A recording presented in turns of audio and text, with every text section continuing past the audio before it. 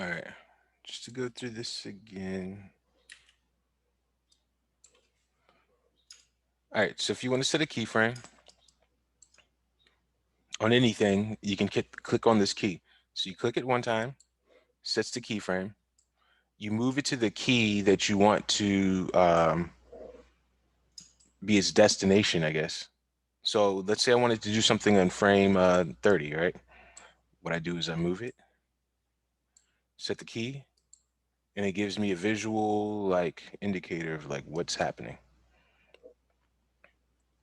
The cool thing is that's unique in this program is that you can actually, let's say, go here and then take this. Oh, you could move it. I guess you can't move it now. I guess you can just stretch it.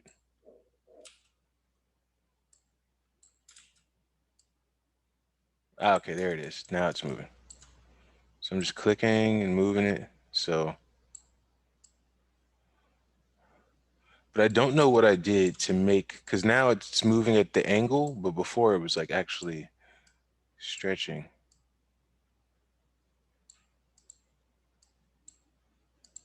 Maybe you have to click off of it. I'm not sure why I did that.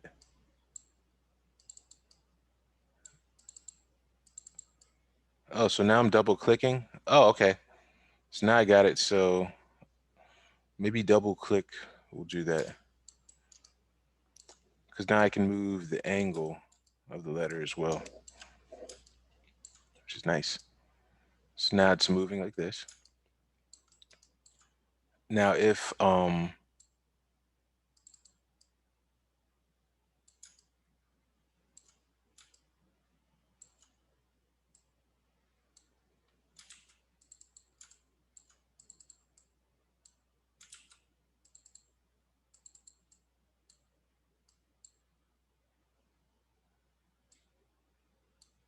anyway. All right, so that's how you do it that way. If I want to delete a keyframe, just select it and press delete, or select it, right click and press delete. And if you want to shift these, you can take them both, hold down shift, and then scan them both. And now I can shift their animation to a different point in time. Let's say I want this to do something different than what it's doing right here. Cool. I can just press, let's say, R for rotate, rotate this thing. And then if I press my keyframe again, it'll overwrite it. So now when it goes up, it'll do all types of stuff before it gets to the end.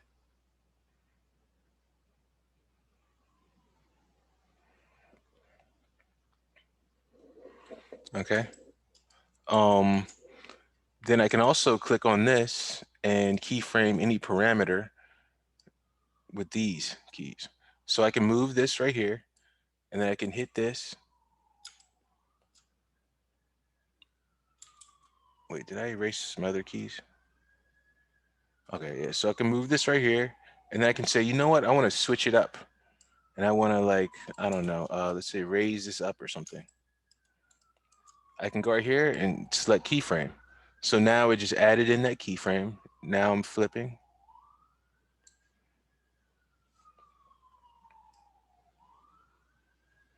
Whoop. So I can do it like that. And I can also go to animation, add keyframe, and I'm sure if I go like this on the keyframe, I can right click animation, delete keyframe. So when this is on this, it's on the keyframe and you can delete it. So I can move the keyframe. Well, now it's moving all of them because they're all scanned. I can move it individually and you can see what that's doing, right? So it's moving it up in time, farther in time, or I can delete it. Let me see this. Never really done this, but let me see. If I went to animate,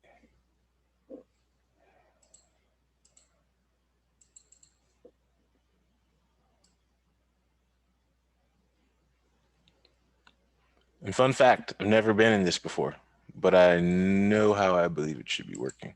So if we go to this, we have our keyframes from 28, I don't know what frame that is, 43 or something to 55.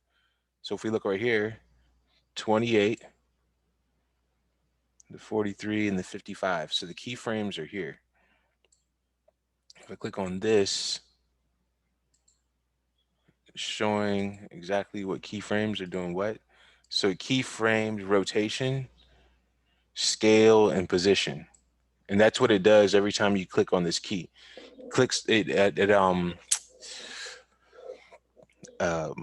a keyframe for all three of these, just like the channel box in Maya.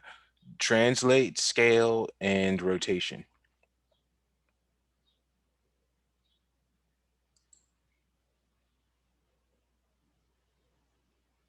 And we can like, you know, edit it here that same way. Let's say scale, for example, right? This scale right now is at, let's see where these parameters are at.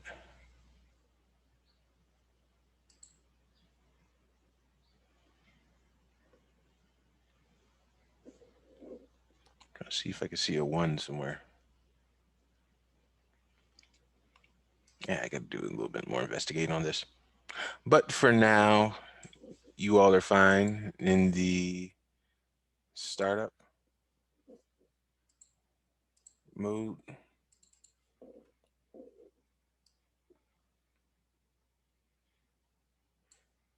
Just messing with it like this.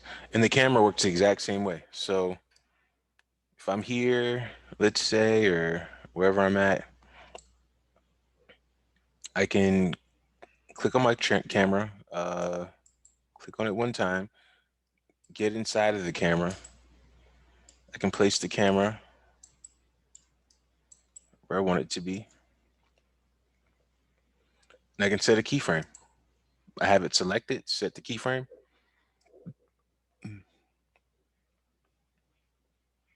The destination is right here, let's say.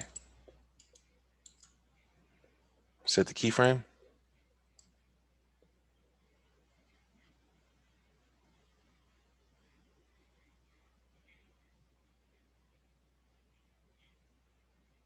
If I wanted to do something else, I still am in my camera. I'll just click it and kind of pan up maybe. Select the keyframe again.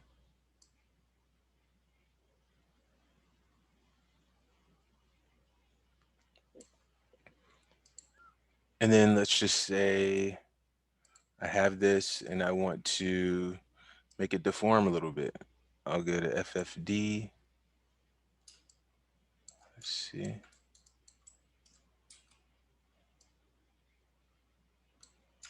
I wonder how this will work since it's going to be animating. Take this, put it inside the FFD. Is that right?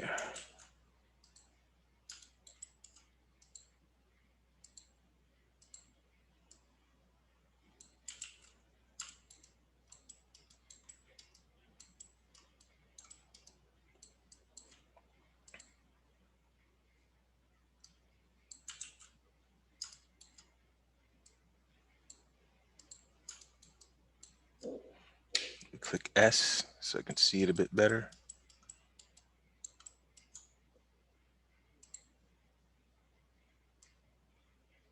So now I'll just take this, put it here.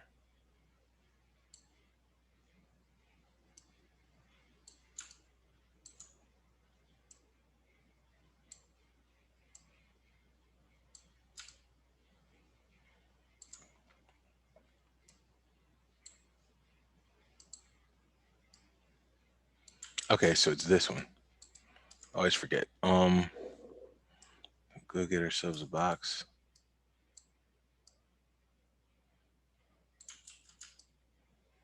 It's messing it up too much. I mean, you can just go in this view.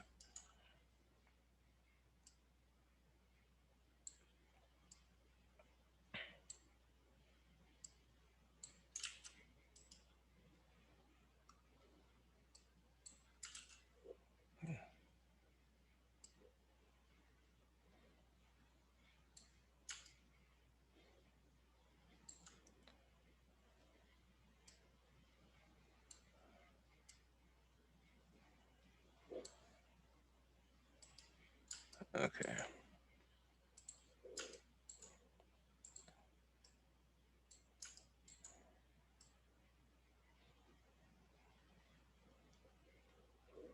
So I could do something like this because I'm on the FFD. Set a keyframe.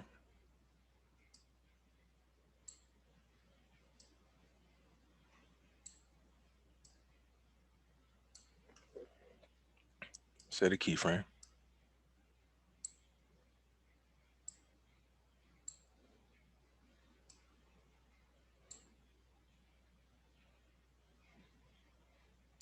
You know, I could even go crazy. Set a keyframe.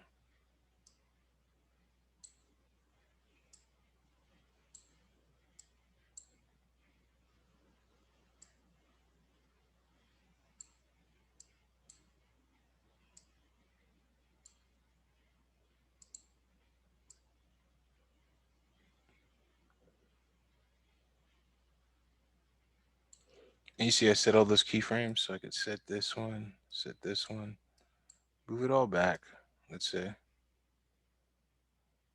and then get right here,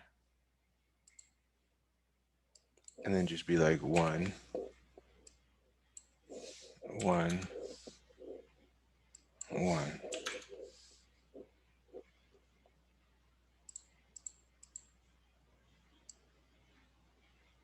Ooh, that looks all types of crazy. I guess I was trying to get at is you can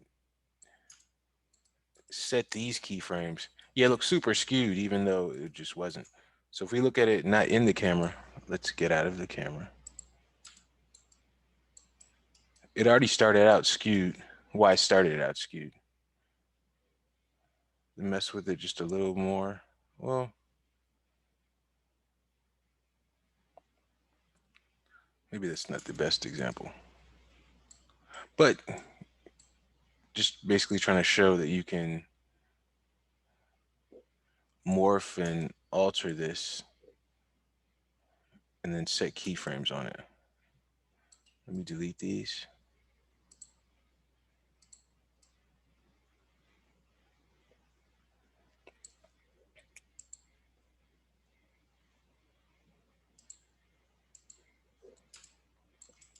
Or something else. Let's try this one.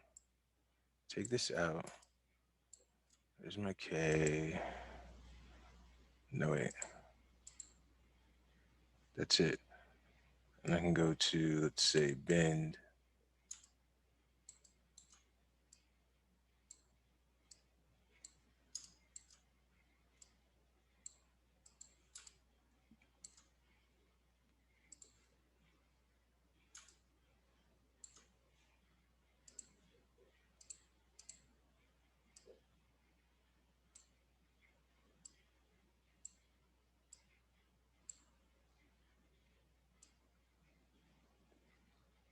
Okay, so the bend has to be a child of the cylinder.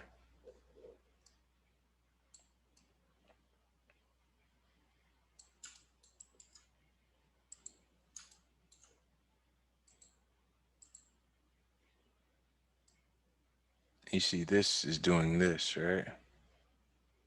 So I can take this and key. Oh, no, it's key here. Strengthen angle. And I can move it again. Strengthen angle.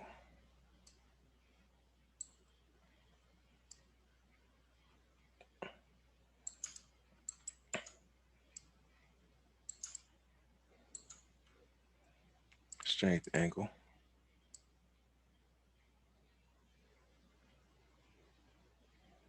I mean, of course, that looks pretty insane, but I'm just trying to say that you can do keyframe all these attributes,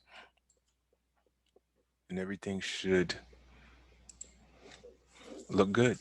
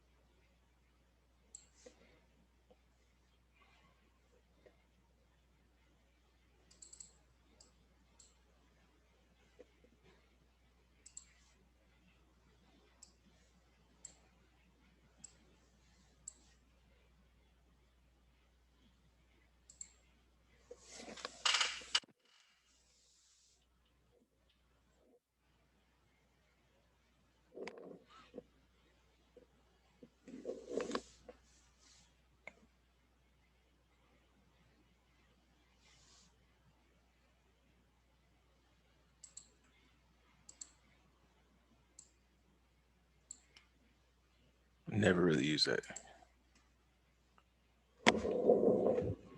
Just curious if I see a difference. No,